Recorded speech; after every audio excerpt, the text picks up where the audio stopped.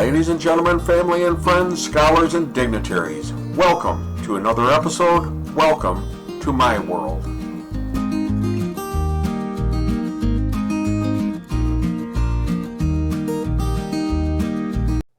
Hello, friends. So, one of the greatest fallacies out there today is that marijuana is a soft drug, and as such, it doesn't have any of the toxic properties that the hard drugs have, or even alcohol itself, right? Well, this couldn't be further from the truth. This is a false narrative started by some pro marijuana users who say to follow the science, except when the science points in an unwanted direction. Research on the health and safety effects of marijuana strongly correlate with many mental, emotional, psychological, physical, and spiritual problems. In addition, many crimes, accidents, job and school performance problems have been associated with the use of marijuana.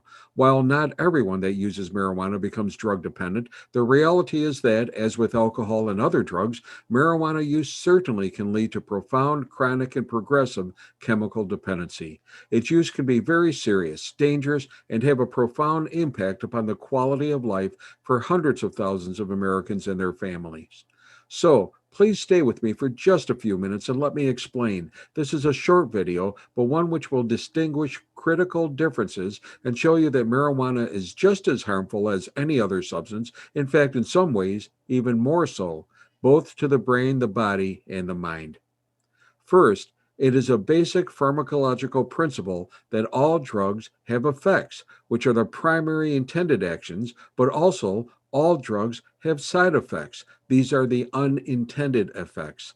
In the world of pharmacology, they may be classified as side effects, adverse effects, and serious adverse effects. One of the most poorly understood and poorly appreciated set of findings about marijuana use is the short and long-term negative effects, the harms of use.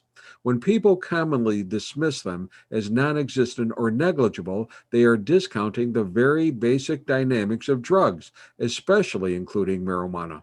With marijuana itself, specific adverse effects and serious adverse effects are harder to predict as they are idiosyncratic. However, it is not unlikely that a full 50% of the population of users experience one or more adverse effects from use, including grave and even catastrophic consequences. In one study by the National Household Survey on Drug Abuse, it was reported that among those using marijuana on 12 or more days during the past year, 58% of people had one problem that they related to their marijuana use, 41% had two problems, and 28% had at least three problems that they related to their marijuana use. Depending upon the potency, the age of use, frequency of use, and set and setting of use, marijuana has often been found wrought with real and significant adverse side effects, such that no one can ever guarantee the safety of marijuana use. Virtually every public health organization has advised against the use of marijuana.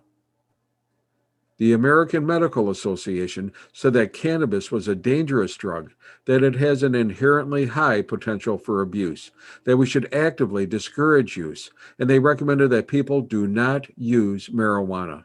In fact, the AMA took it one step further and even said that we should not legalize marijuana. The American Psychiatric Association identified 6 psychiatric mental disorders caused by cannabis use: anxiety disorders, depression, bipolar disorder, schizophrenia, amotivational syndrome, disruptive cognitive functioning, neuropsychological decline, and psychotic disorders. They also identified 4 primary cannabis induced physical disorders: lung damage, heart disease, cancer, and pregnancy complications. They also identified a disturbing comorbidity dynamic. Between 50 and 90% of cannabis dependent persons are diagnosed with an affective disorder, suicidality, or an anxiety disorder, and cannabis use is associated with poorer life satisfaction, increased mental health treatment and hospitalization, and higher rates of depression, anxiety disorders, suicide attempts, and conduct disorder. It's highly related to other secondary substance use disorders and is often quite commonly found with major depressive disorders and antisocial, obsessive compulsive, and paranoid personality disorders.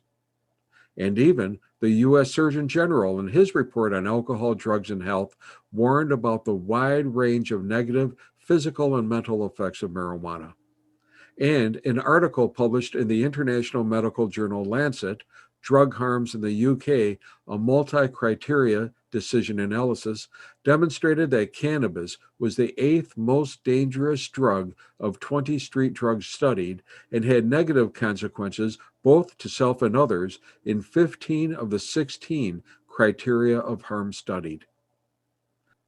And of course, marijuana use leads to chronic and profound cannabis dependency or addiction, a syndrome characterized by building a tolerance to the substance and using more than you used to or know you should, an inability to consistently cut down or abstain totally from use, cravings and urgings to use, even at odd or inopportune times, interference of the drug use at school, work, or at home, or in other responsibilities. Continued use, even when it's caused you problems and will still cause problems, like in relationships or again at work. Giving up or avoidance of social, occupational, or recreational activities because of use.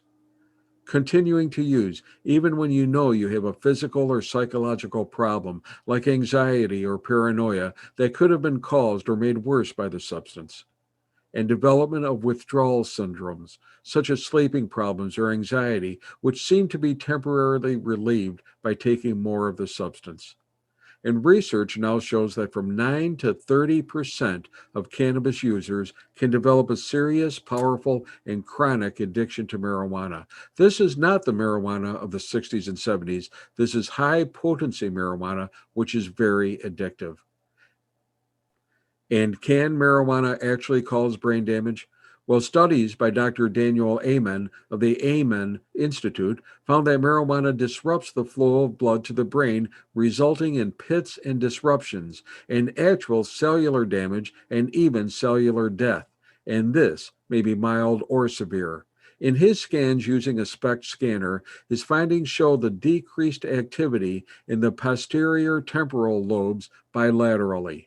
In the example on the bottom, the patient was a 16-year-old teenager who smoked marijuana every day for 2 years. And let's just say that he was very surprised to see what it did to his brain. So, where are we?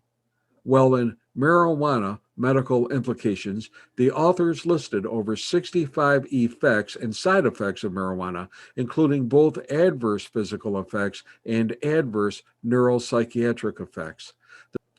The side effects of marijuana use, which have often been reported, include neurosis, psychosis, schizophrenia, ataxia, amotivational syndrome, apathy, lower IQ, phobias, academic underachievement, depression, family dysfunction, anger and rage, hallucinations, suicidal ideation, cancer, heart damage, brain damage, lung damage, cannabinoid hyperemesis, and so many more. And perhaps more than anything, it contributes to a lower satisfaction in the quality of life for tens of thousands of users. I want to say that again.